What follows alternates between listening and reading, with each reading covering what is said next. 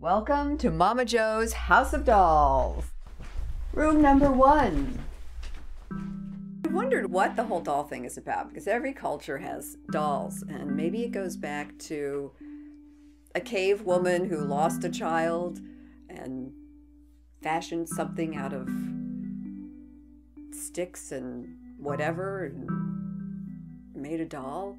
Is it a god complex that we could tell the dolls what to say and what to do? Is it a control thing that we don't have control in other parts of our lives? Is it innocence? It takes you back to that time of childhood when things were pretty simple and sweet.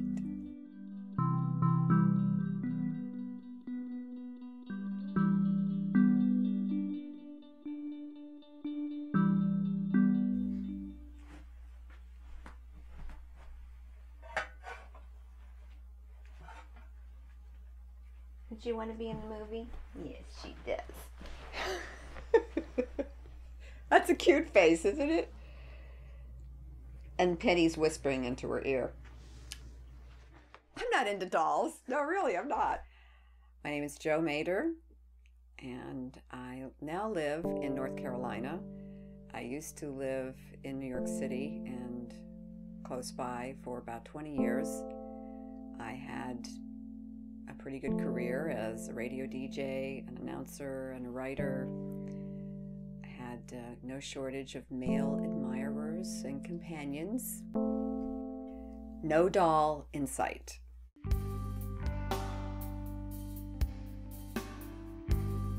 Dolls and guns. Those are my favorite photos that I come across when I see the two combined. And it brings it back into sharp focus how different my parents were. My father was a retired Marine Lieutenant Colonel who had fought in 3 wars and had 2 Purple Hearts. And he married a woman who was crazy about dolls. So it's an interesting combination. My father referred to me as your mother's living doll. And yes, she would curl my hair in those big Shirley Temple sausage curls. I can remember her waking me up and doing it when I was asleep, and I just didn't like it. I went from dolls to ponies to boys, and I never got back into dolls. Thought it was kind of crazy. My mother was into dolls, her mother, her grandmother, her great aunt, all of them but my mother made dolls and costume dolls. My mother just acquired them.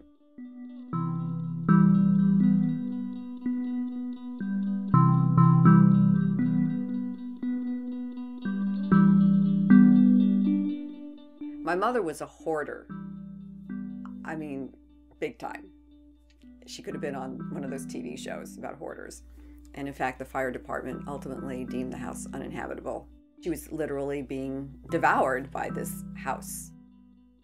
So I decided to move here to the Greensboro area and buy a house, somehow move her in. There were a series of little miracles along the way that helped all this happen.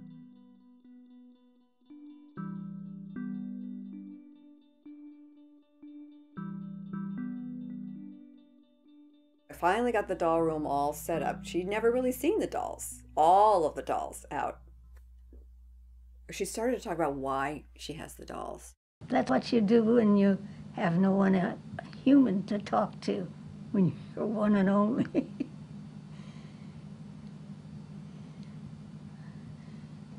How do you feel about them now? I hope they stay together. And then she smiled, that big smile of hers, and it sealed my fate. I thought, oh no, I've got to keep the dolls together somehow. I've kidded over the years since she's passed. I'm being held hostage by the dolls. Of course, I've let them hold me hostage. But all these things that are not happening, the career, personal life, etc., I've decided it's the universe conspiring to clear all distractions so that I can deal with the real problem, which is also a joy and a comfort, as real problems often are. The dolls. Gotta deal with the dolls.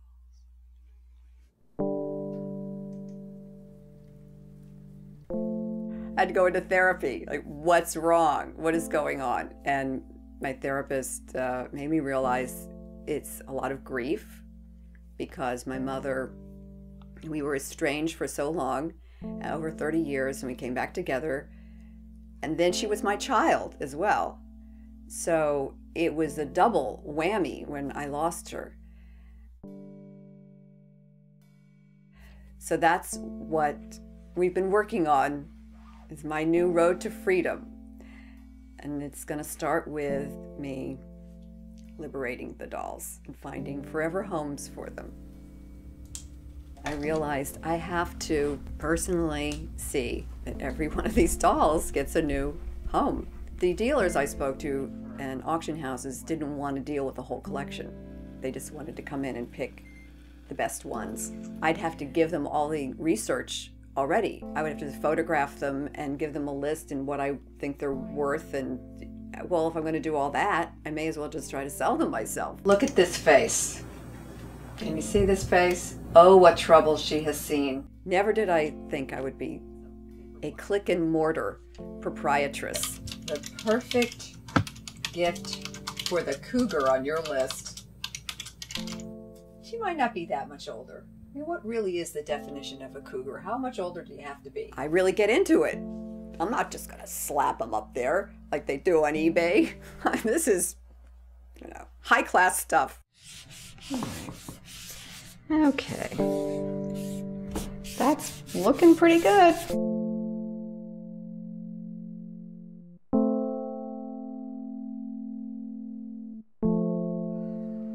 I moved the packing up out here so that other dolls wouldn't see, which I know is crazy. But also, in doing that, I now have the dolls taking up 3 rooms in my house and the dining room. That is not good. Can you tell? I've never done this before.